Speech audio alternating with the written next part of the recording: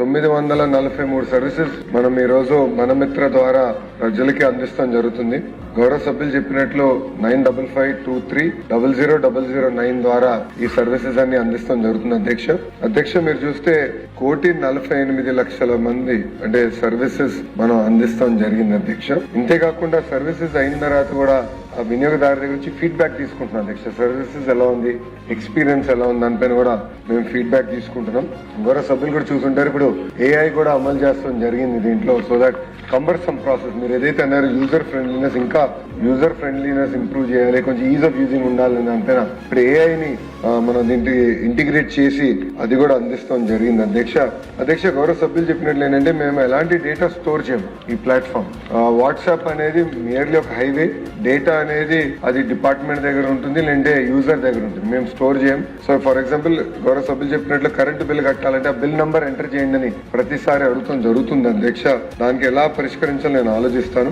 అంతేకాకుండా మీరు అన్నట్టు కొంత ప్రాసెస్ రీఇంజనీరింగ్ అనేది జరగాలి. ఇప్పుడు వాస్తవంగా ఏం చేసామంటే ప్రభుత్వము ఉన్న ప్రాసెస్ ని డిజిటలైజ్ చేసింది. ఇప్పుడు ప్రాసెస్ రీఇంజనీరింగ్ అనేది చాలా చాలా అవసరం అధ్యక్ష. ఈ రోజు ఒక బటన్ నొక్కితే మనకి భోజనం వస్తుంది, బటన్ నొక్కితే ట్యాక్సీ వస్తుంది, బటన్ నొక్కితే ఇంటికి కావాల్సిన సరుకులు వస్తున్నాయి, బటన్ నొక్కితే సినిమా చూడొచ్చు. అలాంటిది బటన్ నొక్కితే ప్రభుత్వం పని చేయాలి, బటన్ నొక్కితే వాళ్ళకి కావాల్సిన సర్టిఫికేట్లు వాళ్ళకి అందజేయాలన్న ఆలోచన నా యువగలం పాదయాత్రలో ప్రారంభమైంది.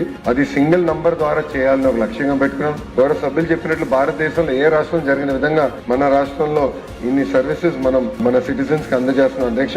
మీరు ఇచ్చిన ఫీడ్బ్యాక్ ఏదైతే రెస్పాన్స్ ఇంకా స్పీడ్ పెంచాలి, అంతేకాకుండా ఆ రిసీప్ట్ కూడా రియల్ టైమ్ లో రావాలి, QR కోడ్ పర్ఫెక్షన్ చేయాలని మీరు చెప్తాం కూడా జరిగింది అధ్యక్ష. నేను ఇక్కడ కోరేది గౌరవ సభ్యులను కోరేది కూడా మీరు కూడా కొంచెం వాడి ఫీడ్బ్యాక్ మాకు ఇవ్వండి. ఎలా ఇంప్రూవ్ చేస్తే బాగుంటుంది, ప్రాసెస్ ని ఎలా ఫైన్ ట్యూన్ చేస్తే బాగుంటుంది.